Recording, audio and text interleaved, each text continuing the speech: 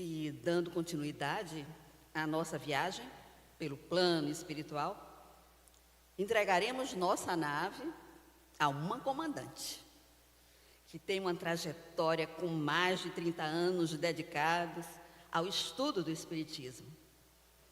Evelyn Freire é procuradora do Ministério Público de Contas do Amazonas, professora, poetisa, escritora, palestrante, influenciadora digital espírita. Vamos receber com muito carinho, com muitos aplausos, a querida Evelyn Freire.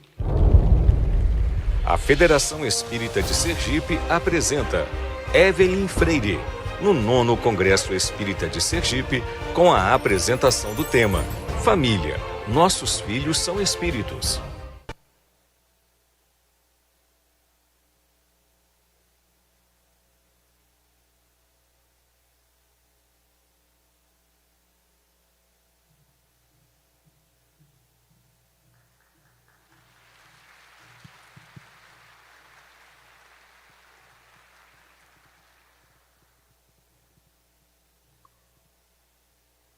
Bom dia, queridos amigos e irmãos em Cristo. Que o nosso Mestre amado possa estar ao lado de todos nós, derramando o seu amor e permitindo que o dia hoje seja de muito aprendizado, carinho e paz. Inicialmente, eu gostaria de agradecer imensamente ao convite que me foi destinado para estar aqui hoje com vocês nesse evento. É a minha primeira participação. Eu estou muito honrada e feliz pela oportunidade de estar aqui.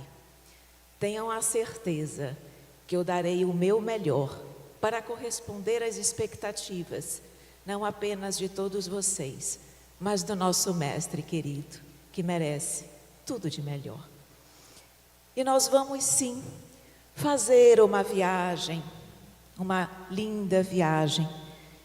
E eu pediria que fosse colocada outra foto, outra imagem, que vai pautar as nossas reflexões de hoje. Vamos falar sobre família, nossos filhos são espíritos. E eu convido vocês nesse momento para que possamos fazer uma viagem, sim, para muitos séculos atrás, quando nós estávamos conhecendo João e Maria, que trouxeram ao mundo o nosso Mestre querido, e tiveram a responsabilidade de serem a família material do nosso Mestre. Eu trouxe uma imagem que não é essa, mas imaginemos, a imagem é de João e Maria segurando Jesus pequenino, bebê, em seus braços. Vamos imaginar o que Maria e José refletiram, pensaram e conversaram acerca da responsabilidade que lhes cabia no papel de pais do menino Jesus. Estamos a falar e vamos falar de família. Dentro desse tópico, nós vamos no primeiro momento, então, eles vão estar conosco. João e Maria serão as personagens principais do nosso diálogo de hoje. Vamos conversar um pouquinho, já que estamos a falar sobre família, nossos filhos são espíritos, vamos entender o que é família, o que é o espírito, segundo a doutrina espírita, para que possamos nortear as nossas reflexões. Vamos depois, então, entender e refletir sobre a missão dos pais.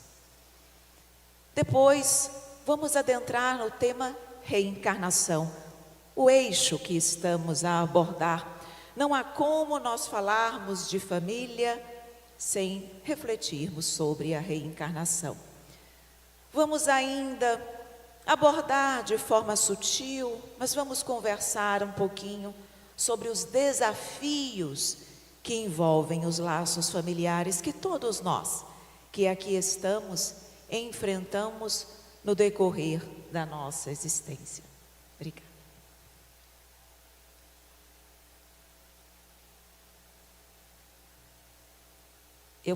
É só uma imagem. Eu passei 2 imagens. Não estou aqui. Essa aqui é a imagem da palestra de amanhã. Seria a outra, que eu não consigo aqui passando. Foram 2 arquivos.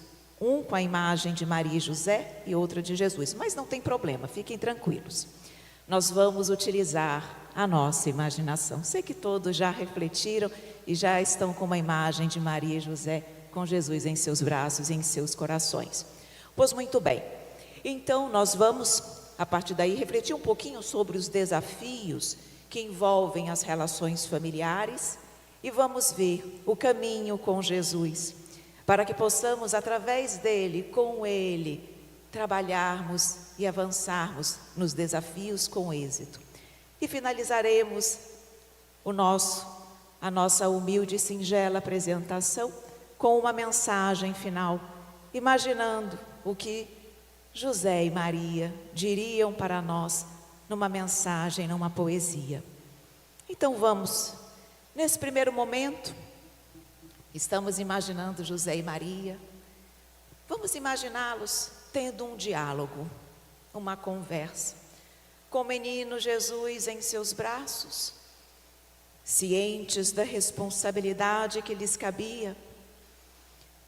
José pode ter dito ali, naquele momento: Maria, nosso pequeno é tão lindo, tão pequeno, um príncipe. Quanta luz ele emite, ele é tão pequenino, que missão a nossa. E Maria pode ter dito: sim, José, quando eu olho para o menino Jesus, o meu coração se enche de gratidão e responsabilidade pelo dever que nos cabe de orientar e de conduzir esta criança. É, Maria, você tem razão. A nossa missão é importante.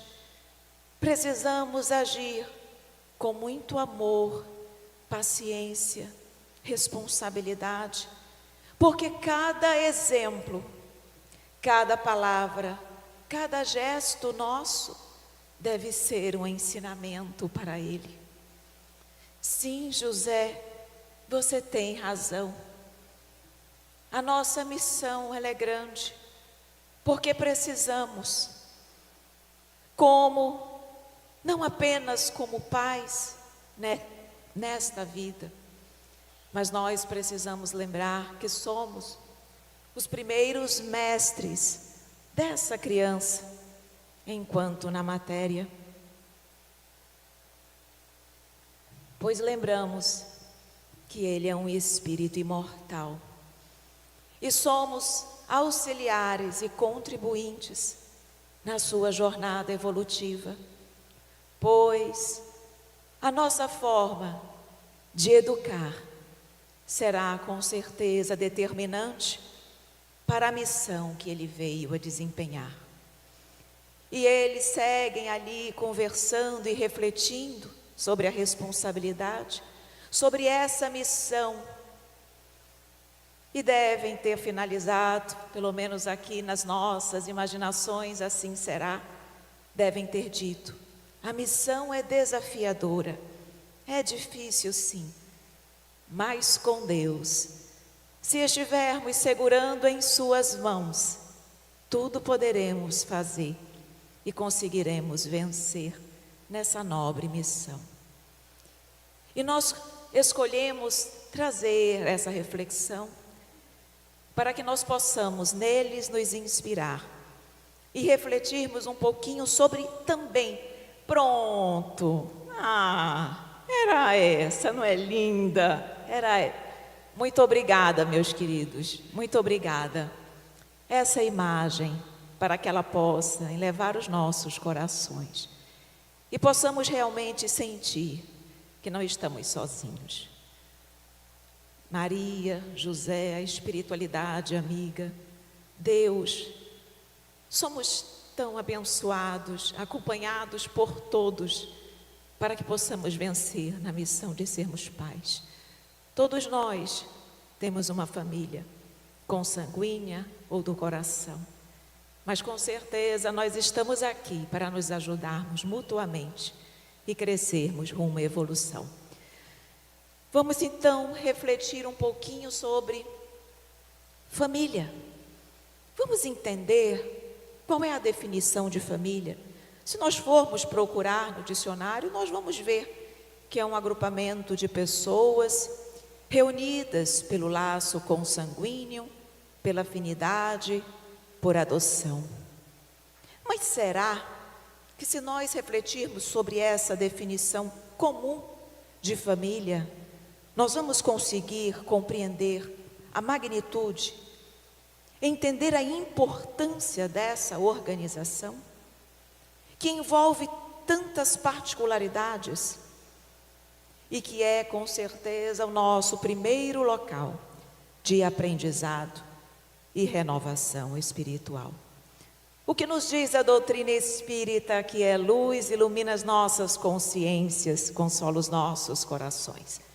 Na verdade, a família é uma escola abençoada, pois ali espíritos necessitados, em compromissos inadiáveis de reparação, de auxílio mútuo, reencontram-se sob a lei de causa e efeito, através da reencarnação, em programas de provas e expiações, para que possam juntos caminhar e evoluir.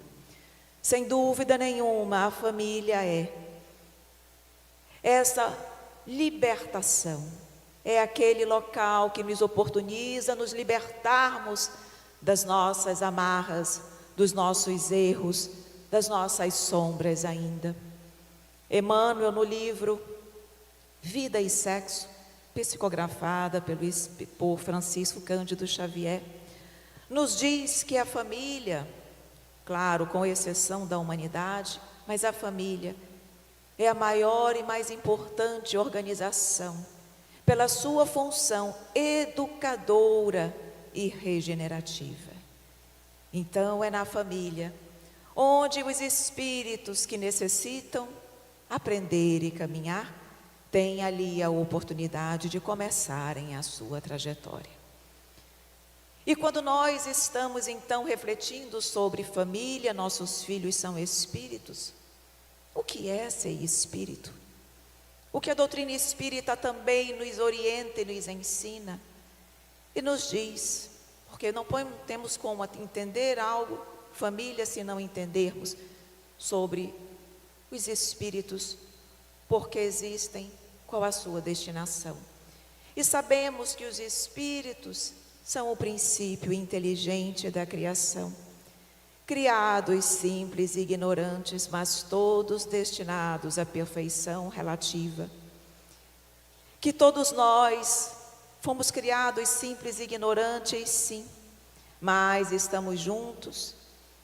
E o nível evolutivo de cada um de nós, embora possamos ser majoritariamente espíritos imperfeitos ainda, sabemos que os espíritos, no que concerne ao grau evolutivo, podem ser de 3 ordens: espíritos imperfeitos, segunda ordem, bons espíritos, primeira ordem, espíritos puros. Mas sabemos ainda que dentro da ordem de espíritos impuros, encontramos aí ainda 5 classes de espíritos: espíritos impuros, levianos, neutros, pseudo-sábios, batedores.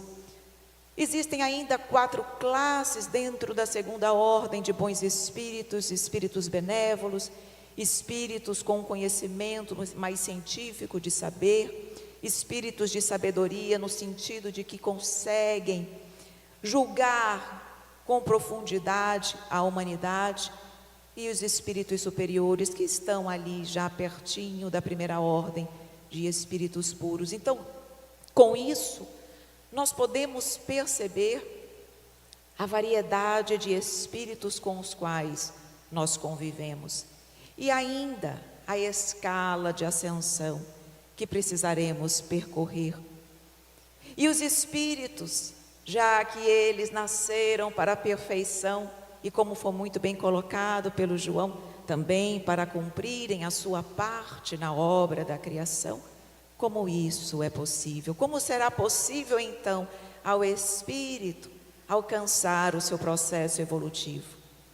Através da reencarnação.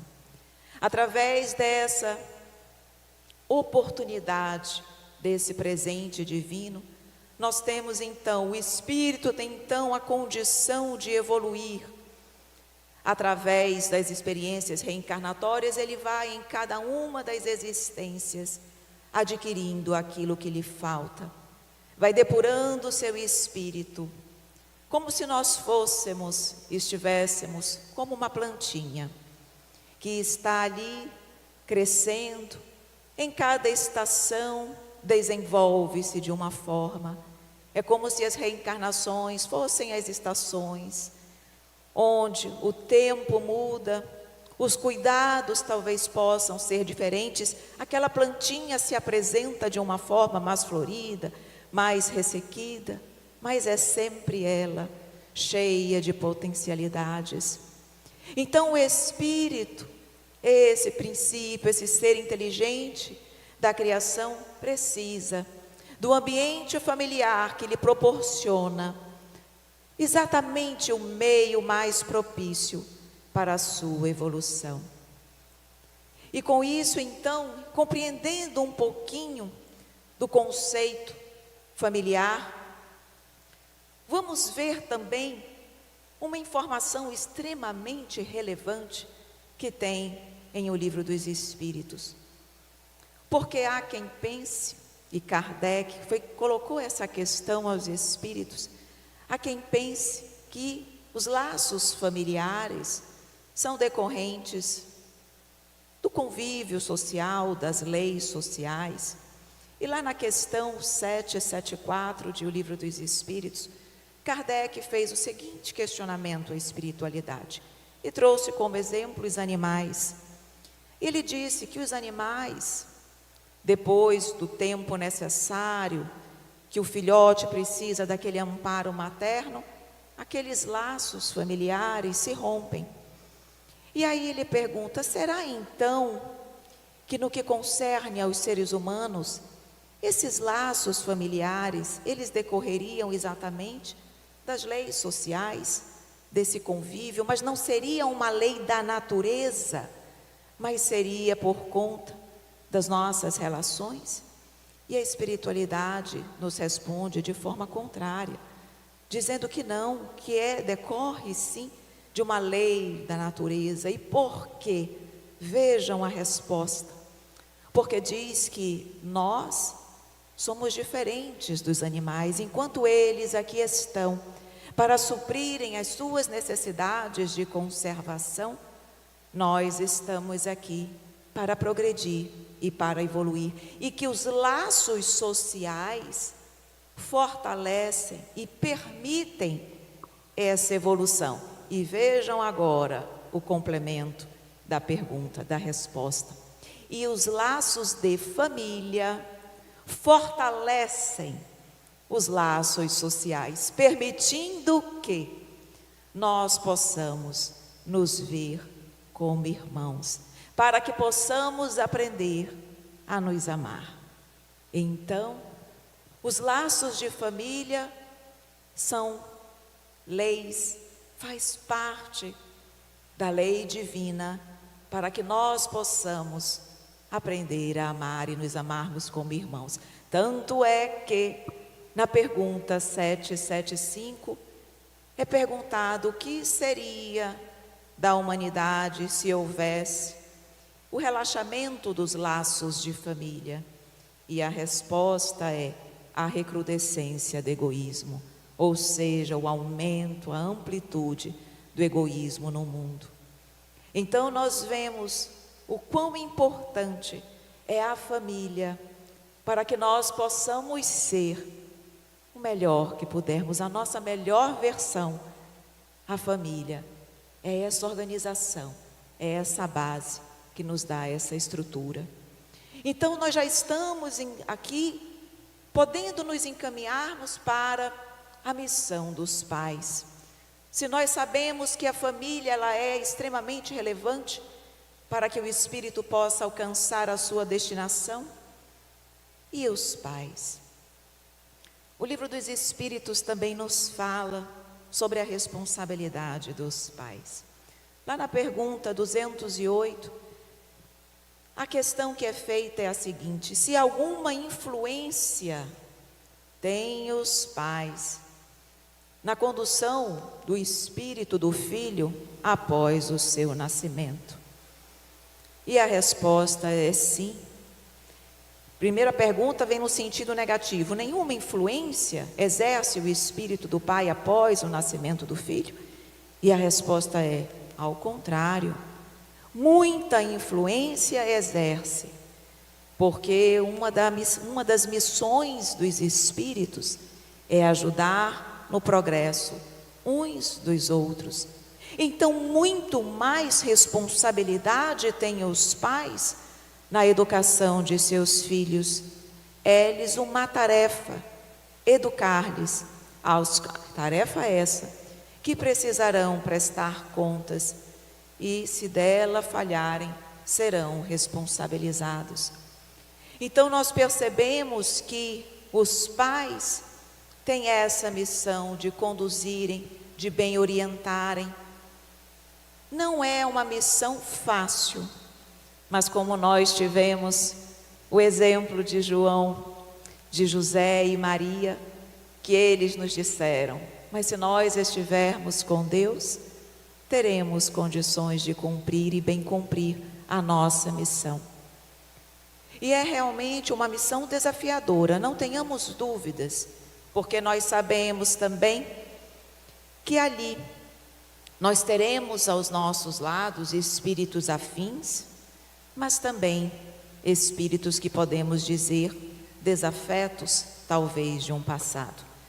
Mas a misericórdia divina é tão grande que nos permite estar numa família, mas nós não encontramos ali apenas espíritos desafetos, difíceis no trato. Não. A espiritualidade amiga permite que ali nós tenhamos espíritos bondosos, afins, que vão nos ajudar e nos secundar nessa caminhada.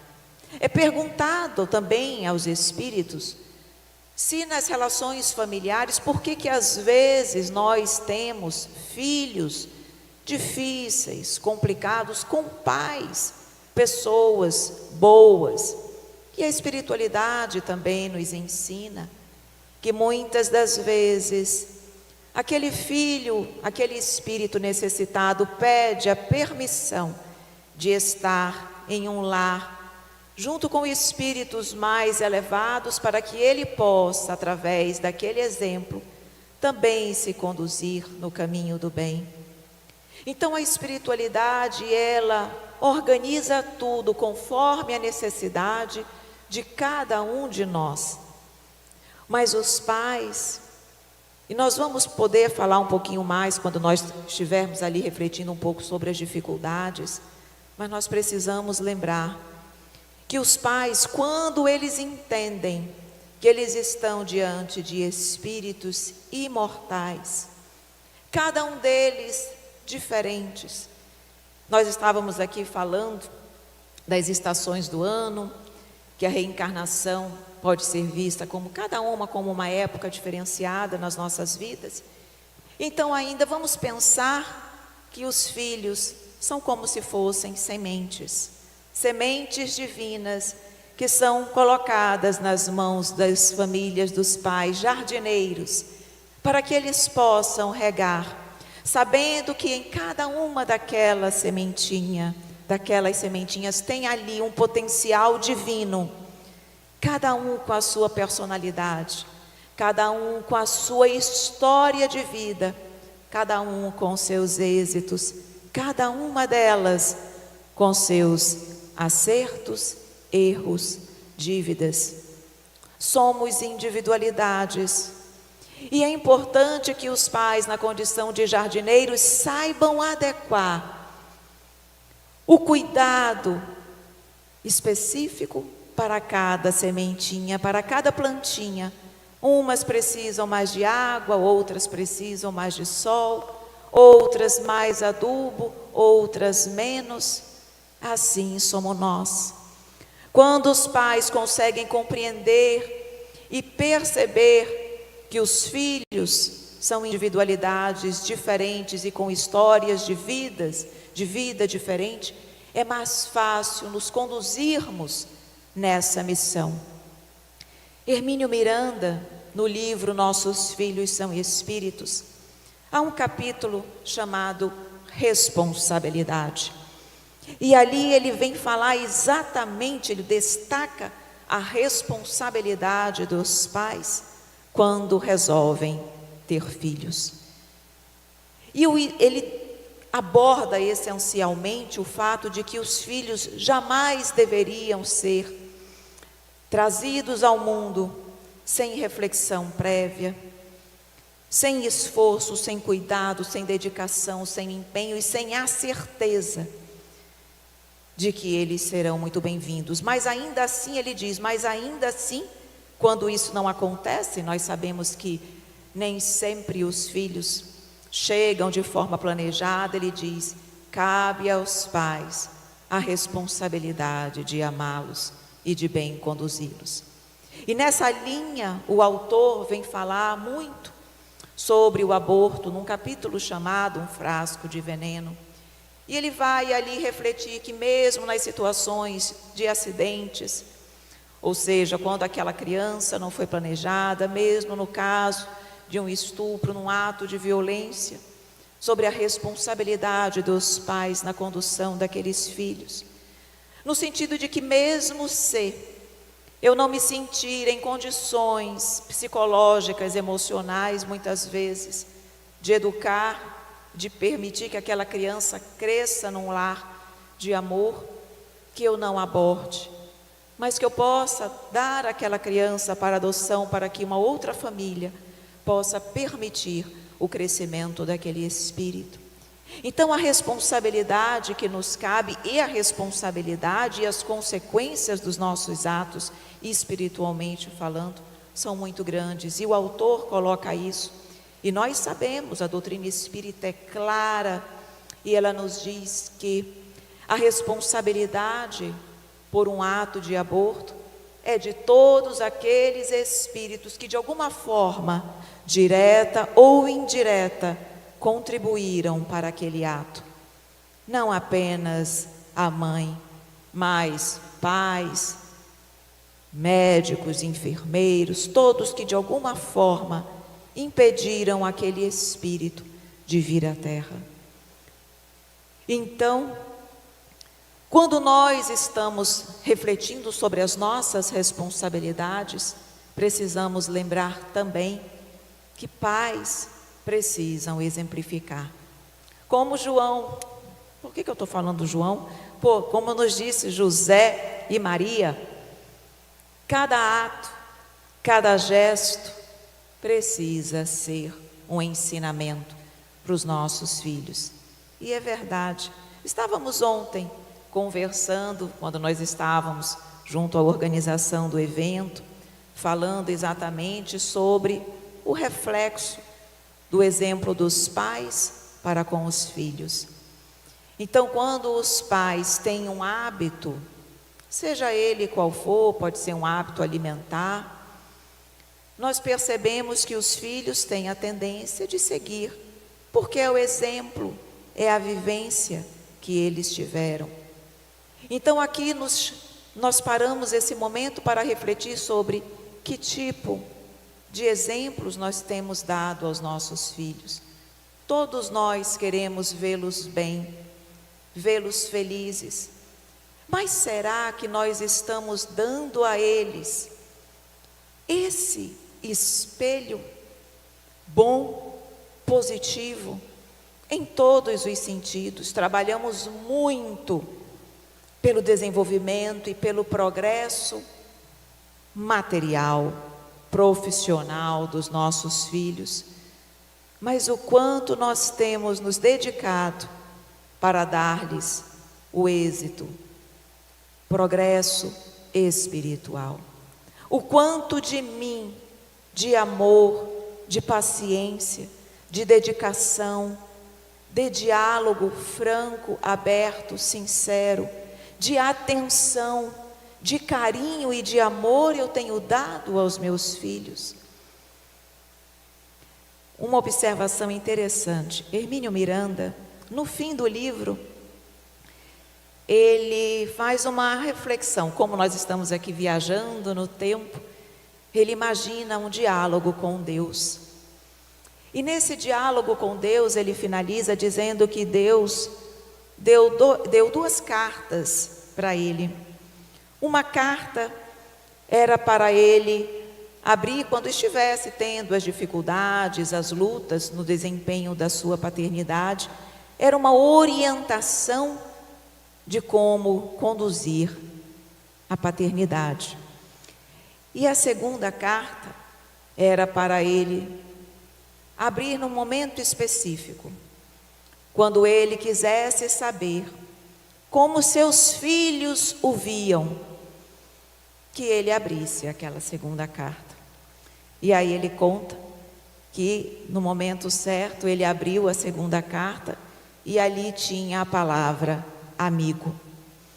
E ele ficou feliz em saber que seus filhos o viam como um amigo, porque o amigo é aquela família que se escolhe também, onde nós sentimos ali todo o apoio, toda a segurança, todo o amparo nos momentos mais delicados de nossas vidas.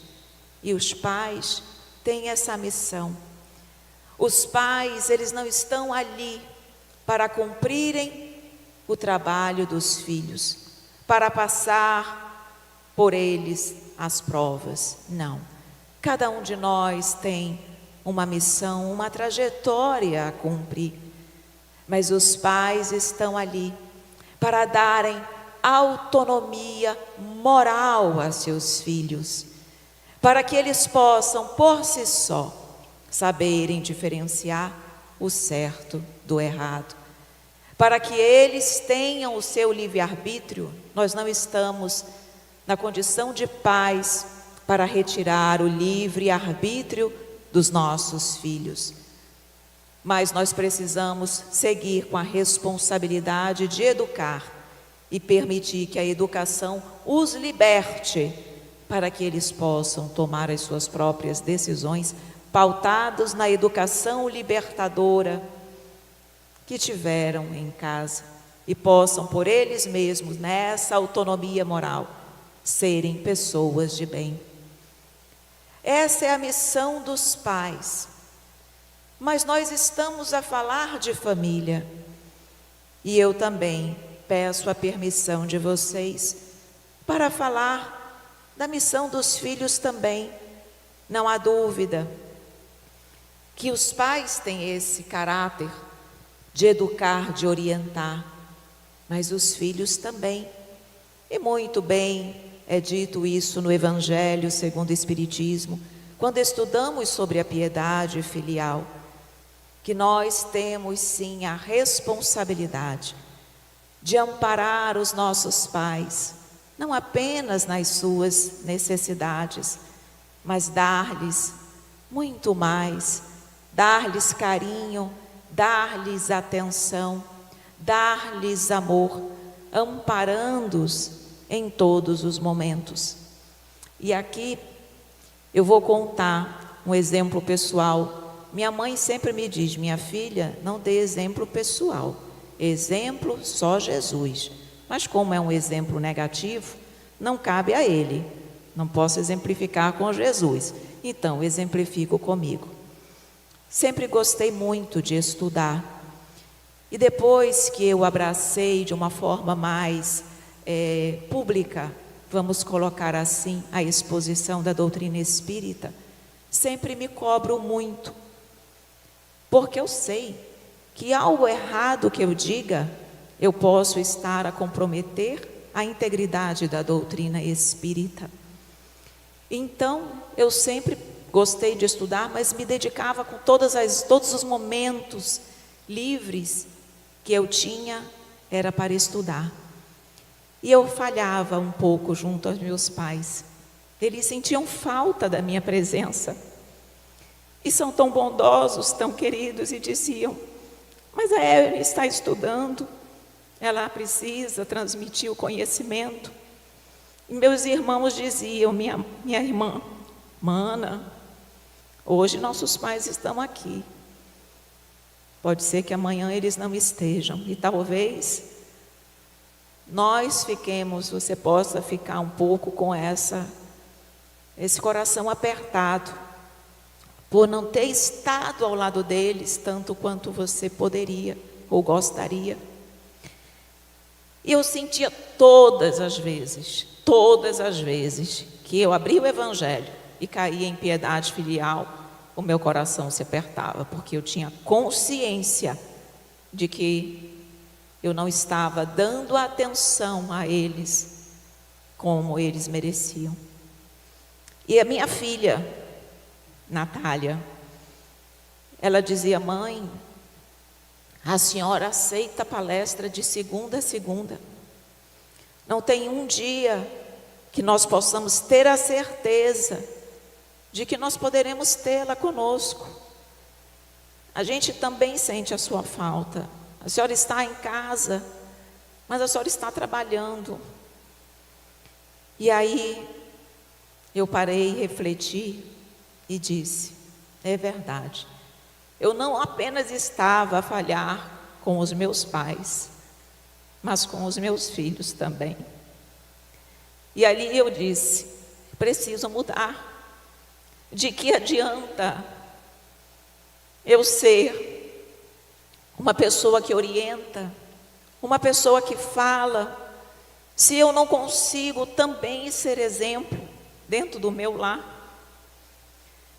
E aí eu disse: minha filha tem 24 anos, mas tem uma cabeça, uma maturidade que me encanta. E eu disse: minha filha, muito obrigada por essas palavras, pois a sua mãe vai mudar. E a partir daquele dia, eu reservei o domingo para a minha família. E toda semana, na sexta-feira, eu vou almoçar com os meus pais. Nem levo o celular, para que eu não fique olhando, para que ali eu possa estar totalmente à disposição, com atenção, carinho e amor para os meus pais.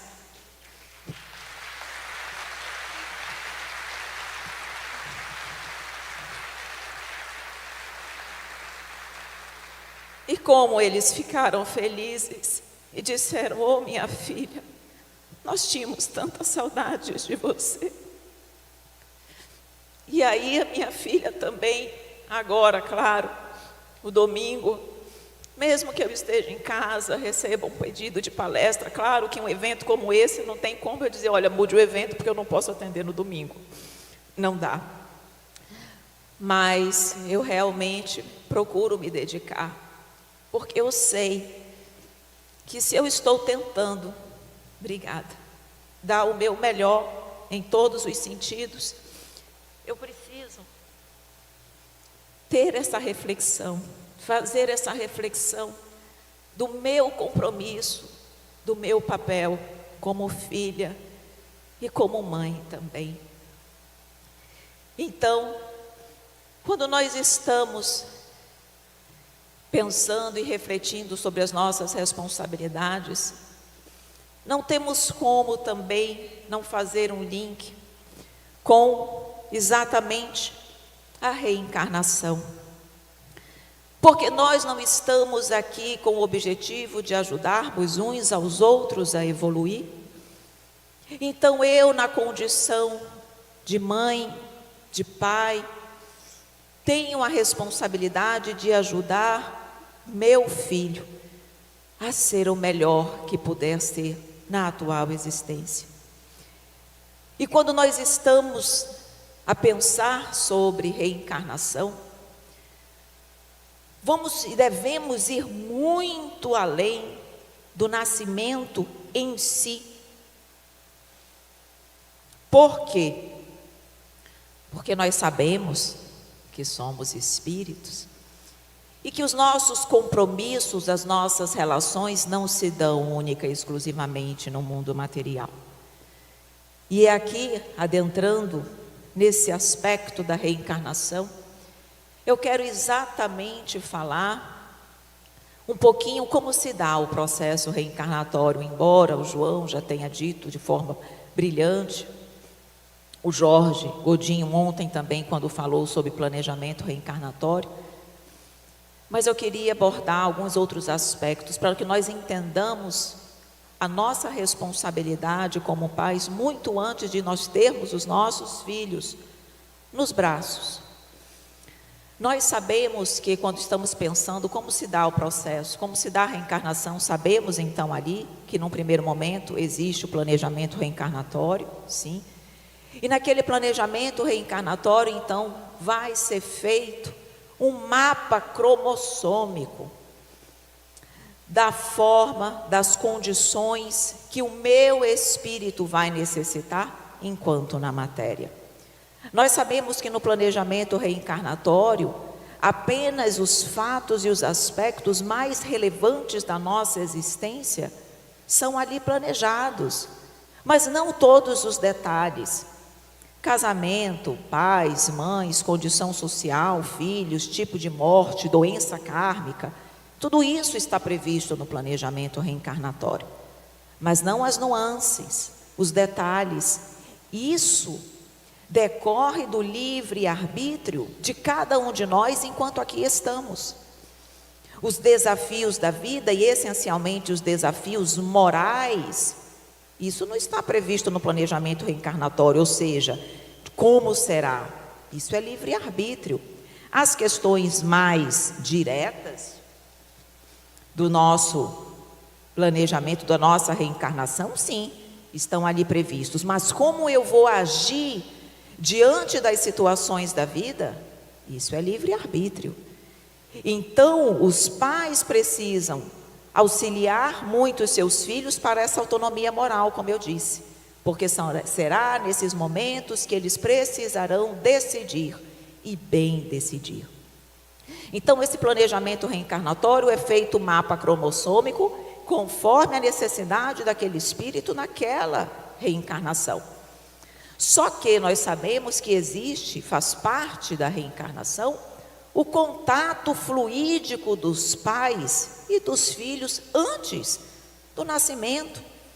Nós sabemos que quando se aproxima, isso pode ter sido feito antes dos pais e dos filhos reencarnarem, esse encontro, esse compromisso para a reencarnação juntos, como também muitas das vezes, vocês já perceberam que quando as pessoas desejam ser pais, mães, é fácil identificar quando chega esse momento, porque eles veem uma criança, ai que coisinha linda, a gente já quer pegar, já vai surgindo dentro de nós aquele desejo de ter também uma criança conosco.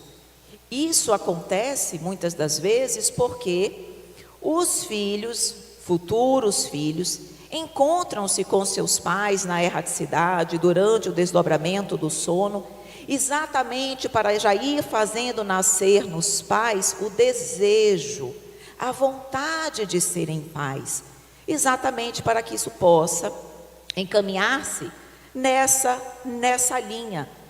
Olhem então como é importante nós, desde sempre, termos cuidado com aquilo que dizemos e fazemos. Já estamos muito provavelmente sendo observados, cuidadosamente observados por aqueles que, segundo o planejamento reencarnatório, estarão ao nosso lado. Precisamos cuidar e termos muita responsabilidade naquilo que fazemos e dizemos, muito antes da vontade sincera, da resolução de termos uma criança, de termos filhos. Após esse contato fluídico, então, vem aí o quê? A ligação do espírito à matéria. E nessa fase, na ligação do espírito a matéria, nós podemos dividir aí em 3 subfases. A primeira delas seria exatamente a diminuição do corpo perispiritual, como foi muito bem colocado também ontem pelo Jorge Godinho, que é a diminuição do corpo perispiritual para que o espírito esteja ali já naquele processo de diminuição perispiritual, já vai havendo o início do estado de perturbação espiritual que acompanha, sabemos que a perturbação que acompanha o espírito no momento do nascimento é muito maior do que no momento da morte, segundo nos dizem os espíritos. Então aquela perturbação, aquele estado de torpor já vai se fazendo presente. Aí vem depois a magnetização do espermatozoide. Nós vemos isso muito claramente também no livro Transição Planetária, do espírito Manuel Filomeno de Miranda, psicografia de Divaldo Pereira Franco, onde tem um capítulo lá que fala especificamente sobre as fertilizações in vitro, e ali mostra exatamente também, fala desse processo da magnetização do espermatozoide. Não é qualquer espermatozoide que vence a corrida até o óvulo. Então a espiritualidade, ela magnetiza o espermatozoide, que apresenta a condição condizente com o mapa cromossômico daquele espírito feito lá no planejamento reencarnatório. Ele é que vai vencer a corrida, porque ele apresenta então as condições necessárias daquele espírito que vai reencarnar.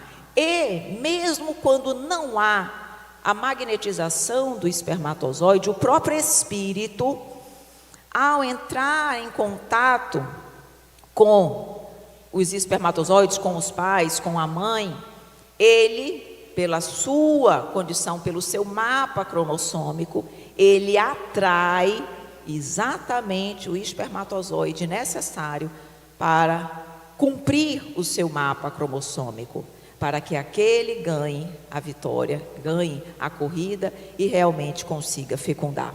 E a partir então daí vem a fecundação, que é a formação do feto. E aqui nós vamos refletir um pouquinho sobre a fase de gestação.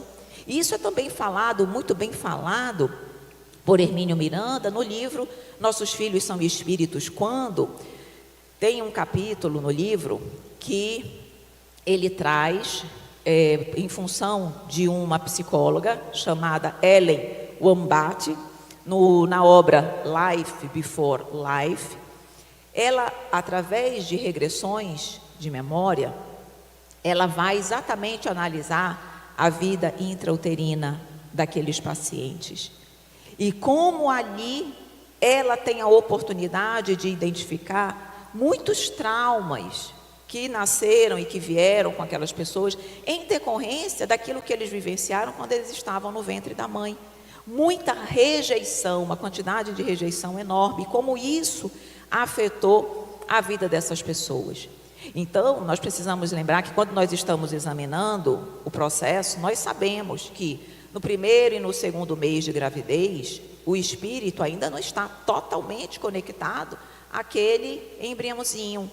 Ele ainda está muito no plano espiritual. Tanto é que nos 2 primeiros meses de vida, o filho, o espírito reencarnante, visita seus pais, conversa exatamente para estreitarem ainda mais os laços que iniciam-se. E a depender, nós sabemos que quanto mais evoluído é o espírito, mais ele tem autonomia durante o processo de gestação. Como é o caso, por exemplo, nós temos no livro Maria de Nazaré, nós temos ali o exemplo de Maria, que nos mostra que enquanto a mãe dela estava grávida dela, ela, por ser um espírito luminar, naquela condição, ela trabalhou em espírito durante toda a reencarnação, durante toda a gestação da mãe dela. Ela não estava já totalmente como nós ficamos, realmente meio que aprisionados ali naquele estado de torpor e perturbação, porque ela apresentava essa condição, mas em geral nós temos essa possibilidade ali nos 2 primeiros meses. A partir do 3º mês, nós já vamos ficando devagarinho mais conectados realmente àquele feto. E aí o que vai acontecer? Principalmente a partir do 5º, O espírito reencarnante, ele já está totalmente conectado à matéria. E até o 4º mês ele ainda está com um pezinho no plano espiritual e um pezinho na matéria. Ele ainda consegue, nós ainda conseguimos de alguma forma interagir um pouco com o plano espiritual. Mas, e tendo as nossas lembranças, entendendo quem nós somos como espíritos. Mas a partir do 5º mês, não, nós já estamos bem conectados. E aí o que vai acontecer? Nós vamos estar mais conectados à matéria e, portanto, usufruindo, vivenciando, tendo as percepções do mundo material. O que eu quero dizer com isso? Percebendo as emoções dos nossos pais, da nossa mãe, vivendo, ouvindo as vozes, captando as emoções, captando rejeição, captando o amor. Então, Hermínio Miranda, ele coloca exatamente a necessidade da comunicação, de amor, desde sempre.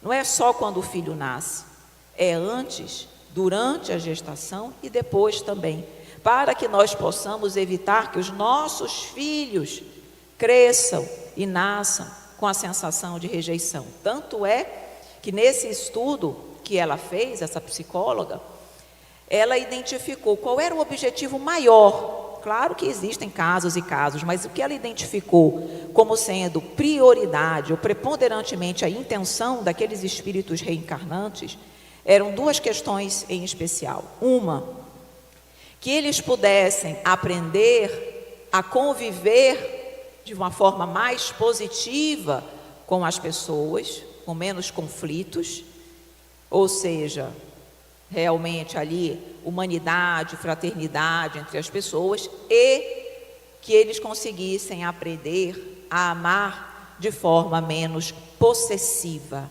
e egoísta. Então ela identificou que esses 2 objetivos eram os grandes e mais preponderantes daqueles espíritos que resolveram reencarnar, para que nós pudéssemos saber conviver de forma positiva com as pessoas e amarmos sem tanta possessividade. E aí os pais, nós que estamos de uma certa maneira nessa responsabilidade de educar os nossos filhos, precisamos ajudá-los nesse processo. Porque nós sabemos que, e aqui já vamos para a parte referente aos desafios. Os desafios familiares são inúmeros. Nós somos espíritos imortais, cada um com as suas potencialidades, cada um com as suas características, e os problemas familiares existem, e são de diversos tipos. Nós podemos destacar, por exemplo, apenas alguns.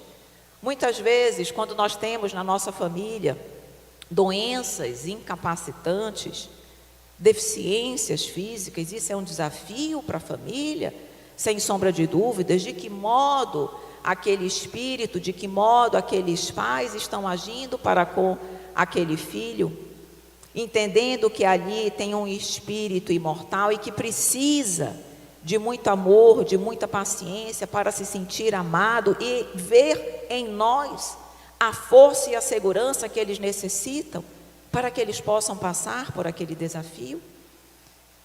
Às vezes nós temos na nossa família, por exemplo, o desencarne considerado, entre aspas, prematuro, que só o é se for por suicídio, mas enfim, às vezes o desencarne de um filho, de um pai, e que na nossa visão ainda muito limitada e pequena, era um desencarne prematuro. Como lidar com isso sem que aquele desencarne desestruture toda aquela instituição familiar? Muitas vezes desencarna um, mas a dor e a ausência temporária é tanta, e que muitas vezes, mesmo com conhecimento da doutrina, não conseguem lidar com essa situação, que compromete a educação de todos os outros filhos, porque acabam sendo um pouco deixados de lado. Nós podemos ainda falar, por exemplo, dos vícios que assolam a humanidade, o suicídio que assola os nossos jovens. Como os pais estão buscando equilíbrio, estão buscando recursos, principalmente dentro do Evangelho, da Boa Nova, para ajudarem seus filhos a lidarem. Lembram que eu disse que nós precisamos, na condição de pais, darmos autoridade, autonomia moral aos nossos filhos? Para que eles, porque eles vão enfrentar o mundo, para que eles possam ali saber diferenciar o certo do errado e na hora de tomarem as suas decisões, tomarem as melhores escolhas? Então, os vícios são problemas com os quais os pais precisam lidar. Mas os pais podem também precisar, por exemplo, lidar com o divórcio, que nós sabemos que é normal na nossa humanidade. Como isso vai afetar meus filhos? Como isso vai, de alguma forma, prejudicá-los no seu desenvolvimento? E isso vai prejudicar a mim no meu desenvolvimento? E aqui eu vou abrir um parênteses, porque nós estamos falando de famílias, de compromissos uns para com os outros. E aqui eu vou abrir um parênteses e vou fazer uma ressalva. O que eu vou falar agora é uma observação minha, da Evelyn. Se eu estiver falando algum absurdo, não é a doutrina espírita, é a Evelyn. Normalmente, nós sabemos, o divórcio existe, próprio Evangelho segundo o Espiritismo diz que é uma lei humana, que não é uma lei divina, que de Deus, quando é pautado realmente no amor, não se separa, porque o amor não existe, para o amor eterno não existe tempo, não existe espaço. Mas enfim, eu já escutei muito, não sei vocês, quando casais se divorciam, chegam, puxa vida, eu falhei no meu planejamento reencarnatório, porque eu vim para estar ao lado dessa pessoa, não consegui, estou separando, trazendo prejuízos para os meus filhos, tristeza, falhamos, planejamento reencarnatório, provavelmente vamos precisar estar juntos novamente, talvez até na condição de esposos, marido e mulher, para que nós possamos nos reajustar. Aí agora eu vou dizer, nem sempre. Reflitamos juntos. Qual é o objetivo de todos nós? Vimos isso, João falou isso aqui agorinha. Qual é o objetivo de todos nós quando nós reencarnamos? Não é evoluirmos juntos, nos tornarmos melhores do que chegamos e ajudar as pessoas que estão ao nosso lado a evoluírem também? O meu objetivo de vida só pode ser alcançado se eu estiver necessariamente casada com A, B ou C? Será que um casal que não se sinta mais pleno, juntos, será que eles separados, mas como amigos, como pessoas que se respeitam, como espíritos fraternos, que respeitam a condição de pais e de filhos, que se mantêm amigos e que procuram caminhar, mesmo que com outras pessoas ou sozinhos, mas que se mantenham em fraternidade e respeito, talvez numa condição muito melhor do que se estivessem no mesmo lar. Eu posso afirmar que eles falharam? Se a missão de cada um de nós é nós sairmos como irmãos, não necessariamente eu preciso sair daqui só na condição de esposa de determinada pessoa. Se nós conseguirmos juntos cumprirmos esse papel, maravilhoso, perfeito. Mas se eu conseguir e dando sempre atenção e carinho aos nossos filhos, nós conseguirmos isso, mesmo como amigos, não mais como marido e mulher, nós também podemos cumprir a nossa missão. O que nós precisamos ter em mente é, qual é a minha responsabilidade como mãe?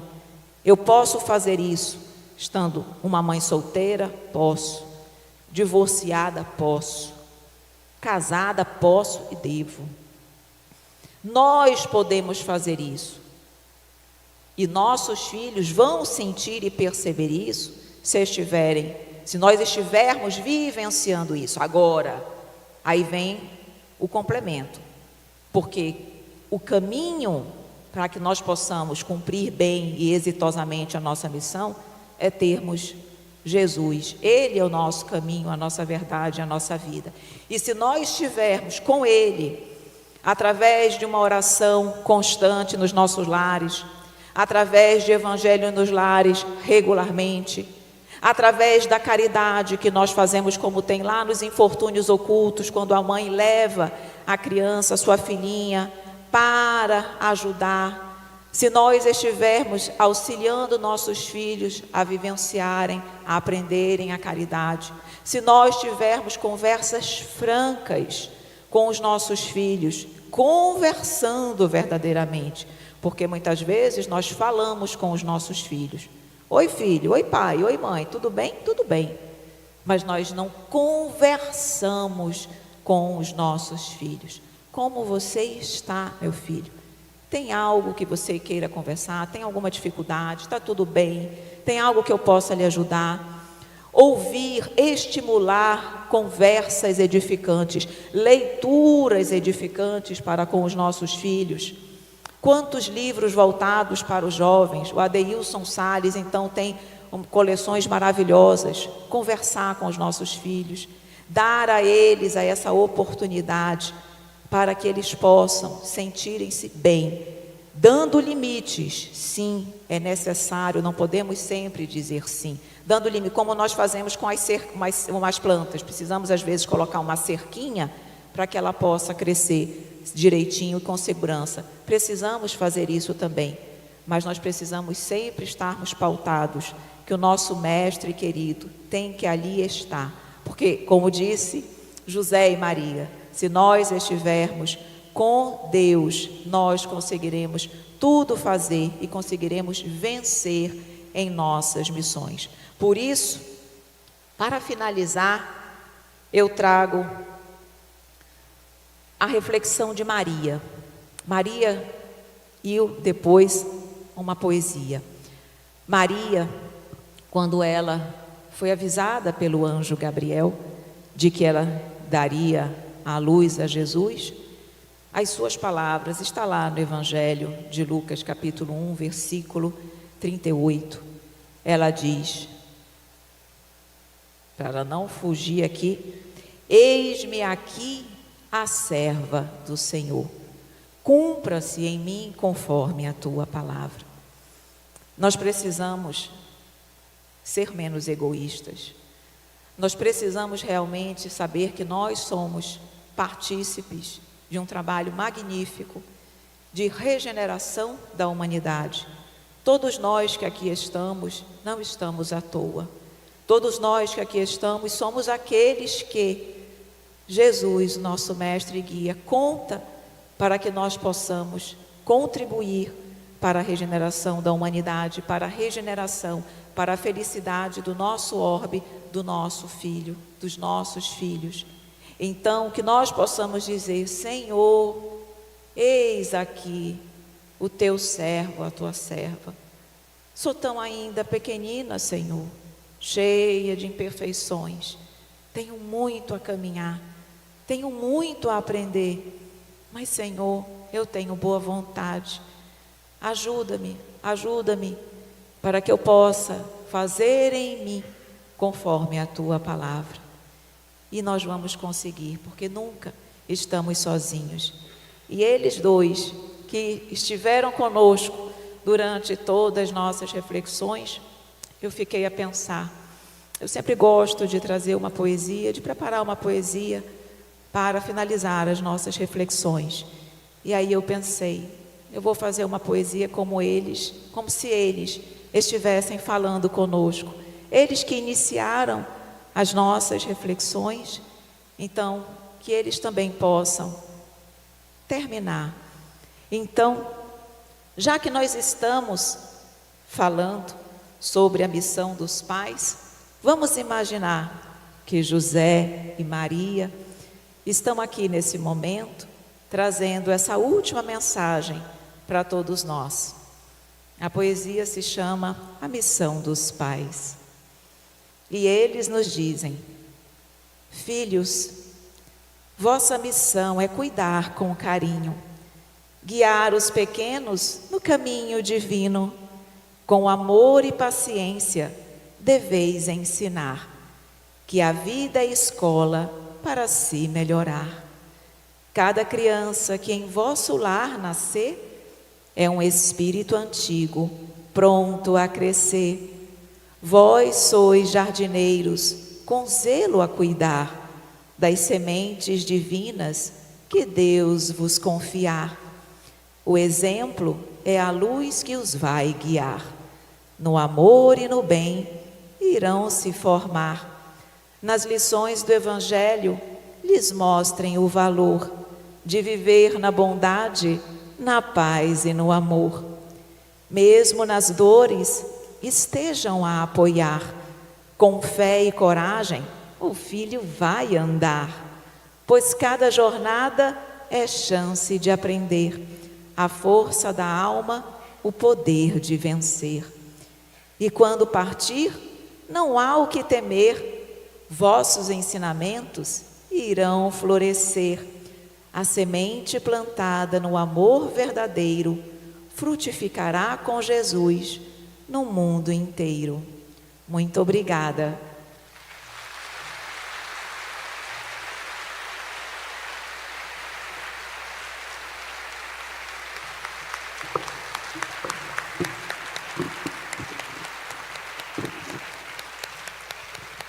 Chama. Evelyn. Me permitam.